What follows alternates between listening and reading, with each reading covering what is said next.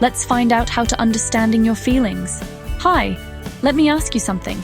Have you ever felt really angry, sad, or upset, and you didn't know why? Or maybe someone said something online, and it stayed in your head all day. That's called having feelings, and guess what? Everyone has them, even adults. Feelings are like signals. They tell us something important. Anger might mean, this feels unfair. Sadness might mean, I need comfort. Excitement says, this matters to me.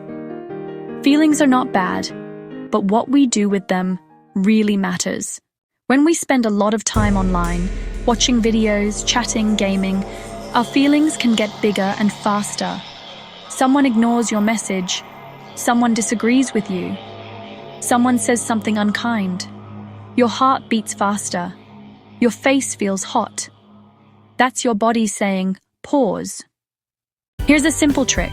It's called pause. Name, choose. Pause. Stop for 5 seconds.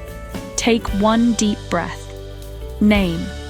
Ask yourself, what am I feeling right now? Angry? Hurt? Embarrassed? Choose. Ask, what is the best next step?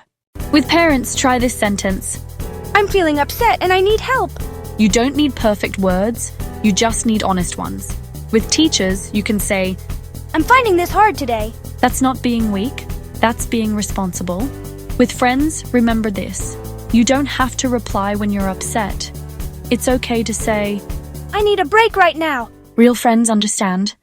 Your feelings don't control you. You can learn to understand them. Every time you pause, name, and choose, you're getting stronger. And that's a superpower you can use online, at school, and in real life. This is the copyright of Mustard Learning Solutions.